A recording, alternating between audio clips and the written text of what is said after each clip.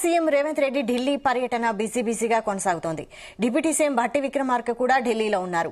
కాంగ్రెస్ అధినేత్రి సోనియా గాంధీతో పాటు AICC chief Mallikarjuna ఖర్గేను కలవనున్నారు. రాష్ట్రంలో బీసీలకు 42% రిజర్వేషన్లు కల్పించే విషయంపై వారితో చర్చించనున్నారు. సాయంత్రం ఏఐసీసీ కార్యాలయంలో బీసీ రిజర్వేషన్ల పెంపు ఆవశ్యకతను తెలుపుతూ కాంగ్రెస్ ఎంపీలకు పవర్ పాయింట్ ప్రజెంటేషన్ ఇవ్వనున్నారు.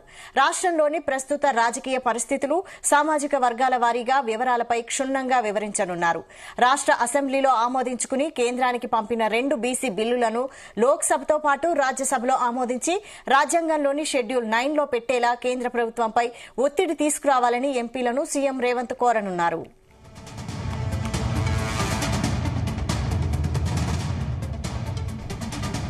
ఇదే అంశంపై మరిన్ని updates chief news coordinator Radhakrishna అందిస్తారు. Radhakrishna. Good morning Vaishali. CM Delhi పర్యటనలో ఉన్నటువంటి సీఎం రేవంత్ రెడ్డి షెడ్యూల్ బిజీగా కొనసాగుతా ఉంది. ఇప్పటికే ఒకవైపు ఢిల్లీలో పార్లమెంట్ సమావేశాలు కొనసాగుతున్న నేపథ్యంలో తెలంగాణ రాష్ట్ర ప్రభుత్వం రేవంత్ సర్కార్ అత్యంత ప్రతిష్టాత్మకంగా తీసుకున్నటువంటి 42% బీసీ రిజర్వేషన్లకు సంబంధించి పురోగతిని, అంటే రిజర్వేషన్ అమలు చేయడానికి తీసుకోవాల్సిన అన్ని ప్రయత్నాలను చేస్తున్నట్టుగా తెలుస్తోంది. సో ఈ నేపథ్యంలో ఈ రోజు ఇప్పుడు ఏఐసీసీ అధ్యక్షుడు మల్లికార్జున ఖర్గే, అదే విధంగా రాహుల్ గాంధీ సంబంధించి ప్రతిపక్ష నేతగా ఉన్నటువంటి ఇండియా కూటమి ప్రతిపక్ష నేతగా ఉన్నటువంటి రాహుల్ గాంధీతో భేటీ అయ్యారు. సో మొత్తంగా కూడా ఈ భేటీలో తెలంగాణలో ఈ కులగణన కావచ్చు, 42% బీసీ రిజర్వేషన్ సంబంధించి మొత్తంగా కూడా ఎలా ఫాలో అయ్యారు, ఈ మొత్తం కులగణన ఎలా చేపట్టారు, సో రిజర్వేషన్ అంశాన్ని చేయడానికి ఎలాంటి నిర్ణయాలు తీసుకున్నారు, అసెంబ్లీలో బిల్లు పెట్టడం, సో ఒకవేళ కనుక 42% రిజర్వేషన్ ఎందుకు తీసుకొచ్చామో దాని వల్ల ప్రయోజనాలు ఏమేమి ప్రయోజనాలు చేకూరుతున్నాయో అన్ని కూడా ఖర్గేకు, అదేవిధంగా రాహుల్ గాంధీకి సీఎం రేవంత్ రెడ్డి ఎక్స్ప్లెయిన్ చేస్తున్నట్టుగా తెలుస్తోంది. సో మొత్తంగా కూడా బీసీ వర్గాలకు, బడుగు బలహీన వర్గాలకు సంక్షేమం చేయడమే తమ ఉద్దేశమని, పార్టీ ఉద్దేశమని రాహుల్ గాంధీ ఏదైతే మొదటి నుంచి చెప్తున్నారో దానికి అనుగుణంగానే పార్టీకి సంబంధించి కాంగ్రెస్ హైకమాండ్ తీసుకున్న నిర్ణయానికి కట్టుబడే మేము కులగణన కావచ్చు, బీసీ రిజర్వేషన్ల పైన నిర్ణయం తీసుకున్నాము. సో మొత్తం దేశంలోనే తొలిసారిగా కులగణన చేసి దేశానికి ఆదర్శంగా నిలిచాము. చారిత్రాత్మకంగా ఘట్టం ఇది కులగణన అనేది. గతంలో ఈ కులగణన ద్వారా మొత్తంగా కూడా ఏ సామాజిక వర్గంలో ఎంతమంది ఉన్నారు, సో వారికి అనుగుణంగానే రిజర్వేషన్ అమలు చేయాలి, అన్ని వర్గాలకు న్యాయం చేయాలన్నదే కాంగ్రెస్ ఒక ఉద్దేశం. దానికి అనుకూలంగానే కులగణన చేసి తర్వాత బీసీలు మెజార్టీ సింహభాగంలో ఉన్నారు కాబట్టి, అంటే దాదాపు 59 నుంచి 60% బీసీలు ఉన్నారు కాబట్టి బీసీలకు న్యాయం జరగాలి. సో అది కేవలం రాజకీయంగానే కాకుండా విద్య, ఉపాధి, రాజకీయ రంగం అన్ని రంగాల్లో బీసీలకు ముందు వరుసలో ఉంచాలని, వాళ్ళ అభివృద్ధిలో ముందు ఉండాలనే ఒక ఉద్దేశంతోనే ఈ యొక్క రిజర్వేషన్ అంశాన్ని తీసుకొస్తున్నామని రేవంత్ రెడ్డి ఎక్స్ప్లెయిన్ చేసే అవకాశం కనబడుతుంది. దీంతో పాటుగా ఏంటంటే మొత్తంగా కూడా అసెంబ్లీలో 42% రిజర్వేషన్ అమలుకు సంబంధించి బిల్లును ఆమోదించి అది కేంద్రం వద్ద ప్రస్తుతం పెండింగ్ ఉంది.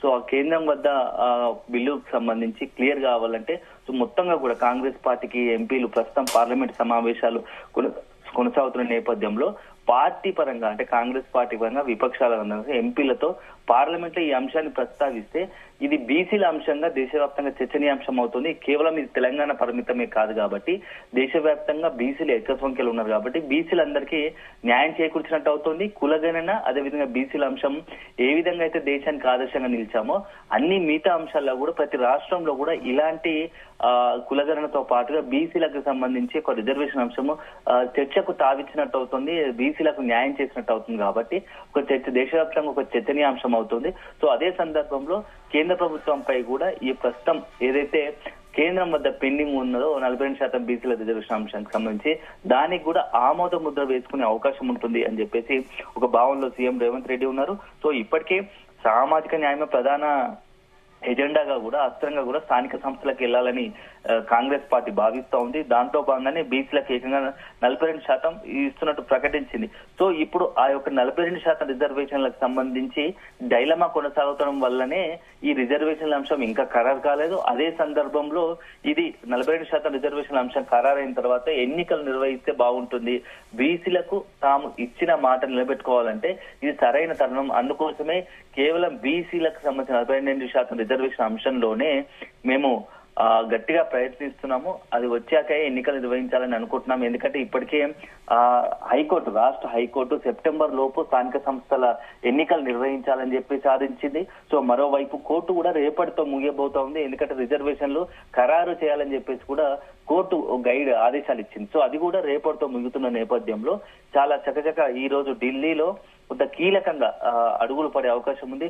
సో మొత్తంగా కాంగ్రెస్ పార్టీ తరఫున కేంద్రంపై ఒత్తిడి తీసుకొచ్చినందుకు అన్ని రకాలుగా ప్రయత్నాలు చేస్తున్నారని చెప్పవచ్చు. సో దాంట్లో భాగంగానే రేవంత్ మనం నెక్స్ట్ అమలు చేయాల్సిన అంశాలు ఏంటివి, ఎలా ఏ రకంగా ప్రస్తుతం బిల్లు పరిస్థితి ఏంది, బీసీ రిజర్వేషన్ బిల్లుకు సంబంధించి కేంద్రంలో పరిస్థితి ఏంది, ఎందుకు పెండింగ్ ఉండాల్సిన అంశాలపై వివరించడం పాటు కులగణకు ఎందుకు చేస్తాము, కులగణం వల్ల ఎంతవరకు న్యాయం జరిగింది, ఇప్పుడు బీసీ రిజర్వేషన్ వల్ల ఎవరికి న్యాయం జరుగుతుంది, ఏ మేరకు న్యాయం జరగబోతుంది, ఏ అంశాల్లో న్యాయం జరగబోతుందని కూలంకషంగా ఖర్గేకు రాహుల్ గాంధీకి రేవంత్ రెడ్డి వివరించే అవకాశం ఉంది. సో దీని తర్వాత ఏదైతే ఉందో రాజ్యాంగంలోని 9వ షెడ్యూల్లో రిజర్వేషన్ల పెంపు అంశాన్ని చేర్చాలంటే పార్లమెంట్ ఆమోదం తప్పనిసరి. సో పార్లమెంట్ లో ఈ ఆమోదం కోసం కేంద్రంలోని భాజపా ప్రభుత్వం నిరాకరిస్తే దానికి అనుగుణంగానే ఆ పార్టీ ద్వంద్వ వైఖరి అబలిస్తుందని చెప్పేసి ఒక ప్రజల్లోకి తీసుకోవాలని ఒక వ్యూహం కనబడుతోంది. అంటే బీజేపీని ఇరుకున పెట్టే విధంగా కాంగ్రెస్ వ్యూహం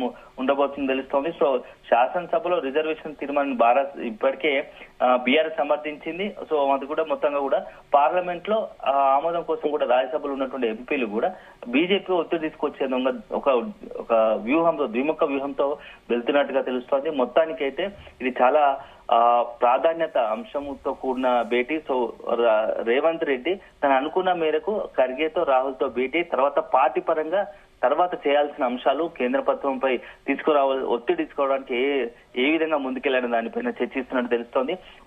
ఒక వైపు ఇలా ఉంటే మరోవైపు ఈ రోజు సాయంత్రం కూడా ఏఐసిసి కార్యంలో కాంగ్రెస్ ఎంపీలందరికీ కూడా ఏఐసిసి ఆఫీస్ లో ఈ రిజర్వేషన్ అంశాలకు సంబంధించి ఒక ప్రజెంటేషన్ ఇవ్వబోతున్నాడు. కులగణన సంబంధించి అదేవిధంగా బీసీ రిజర్వేషన్లకు సంబంధించి సీఎం రేవంత్ రెడ్డి ప్రజెంటేషన్ ఇవ్వబోతున్నాడు. దీనికి సంబంధించి ఇప్పటికే అన్ని ఏర్పాట్లు కూడా అవుతున్నాయి. సాయంత్రం 5 గంటలకు ఏఐసిసి కార్యాలయంలో ఇక ప్రజెంటేషన్ ఉండబోతుంది. దానికి కాంగ్రెస్ అగ్రనేతలు అందరూ కూడా రాబోతున్నారు. దీంతో పాటుగా రాష్ట్రానికి సంబంధించి రేవంత్ రెడ్డితో పాటు డిప్యూటీ సీఎం బట్టి విక్రమార్క, ఇతర మంత్రులు, కీలకంగా మంత్రులు, అది పలువురు సీనియర్ నాయకులు, ముఖ్య నాయకులంతా కూడా ఈ ప్రజెంటేషన్ లో పాల్గొంటారు. సో సామాజిక న్యాయం చేయాల్సింది కాంగ్రెసే, ఎప్పటికైనా చేస్తుంది కాంగ్రెస్, చేసేది కూడా కాంగ్రెస్ అని ఒక నినాదంతో ముందుకు వెళ్లాలని అనుకుంటున్నారు. సో ఈ నేపథ్యంలోనే ఈ యొక్క 42% బీసీ రిజర్వేషన్ అంశాన్ని, కులగణను మొత్తంగా దేశవ్యాప్తంగా ఒక చర్చనీయాంశంగా మారాలని ఢిల్లీ కేంద్రంగా రేవంత్ రెడ్డి పావులు కలుపుతున్నట్టుగా తెలుస్తా ఉంది.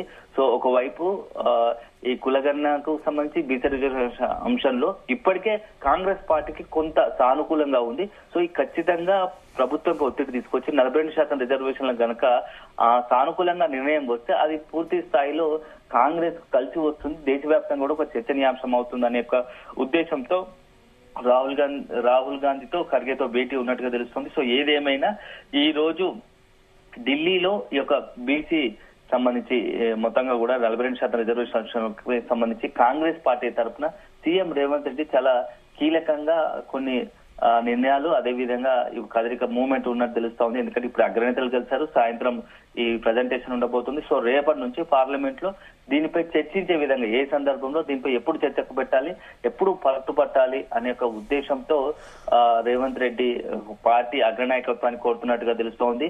సో మీరు కనుక కేంద్రంపై ఒత్తిడి తీసుకొస్తే అది అల్టిమేట్ గా తెలంగాణతో పాటు మిగతా రాష్ట్రాల్లో కూడా రాజకీయంగా మనకు లబ్ధి చేకూరే అవకాశం ఉన్నట్టుగా తెలుస్తోంది. అదే సమయంలో ఒకవేళ కనుక రేపటి సాయంత్రం లోపు రిజర్వేషన్లు ఖరారు కాకపోతే ఏందనే దానిపైన రేపు రాష్ట్ర కేబినెట్ భేటీ 4 గంటలకు ఉంది కాబట్టి ఆ కేబినెట్ భేటీలో కూడా ఏం చేయాల్సి వస్తుంది, మరి కేంద్ర ప్రభుత్వం ప్రస్తుతం ఇది ఒకవైపు గవర్నర్ దగ్గర ఆర్డినెన్స్ పైన ఇంకా నిర్ణయం తీసుకోలేదు గవర్నర్, మరోవైపు కేంద్రంలో ఈ యొక్క బిల్లుకు సంబంధించి ఇప్పటికి కూడా ఒక ఆమోద ముద్ర పడలేదు.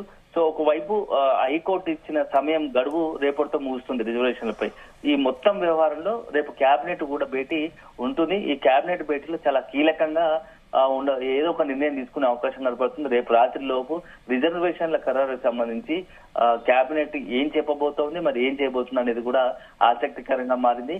సో మొత్తానికి ఏదేమైనా ఈ స్థానిక సంస్థల ఎన్నికల్లో రేవంత్ సర్కార్ అనుకుంటున్నట్టుగా 42% బీసీ రిజర్వేషన్ల అమలు సాధ్యమా కాదా, ఒకవేళ ప్రస్తుతానికి ఈ గవర్నర్ వద్ద ఆర్డినెన్స్ పెండింగ్ లో ఉంది, కేంద్రం నుంచి ఆమోదం రాకపోతే ప్రభుత్వం ఏ రకంగా ఆలోచన చేస్తుంది, మరి స్థానిక సంస్థల ఎన్నికల్లో ఈ బీసీ 42% రిజర్వేషన్లతో ముందుకు వెళ్లే అవకాశం ఉంటుందా లేదా ఇతరత్ర అన్ని అంశాలను న్యాయపరంగా కావచ్చు అన్ని రకాలుగా పరిగణలోకి తీసుకున్న తర్వాతే రేపు ఏ నిర్ణయం వెలువడుతుందో మనం వేచి చూడాల్సి ఉంటుంది Vaishali. Right, thank you Radhakrishna.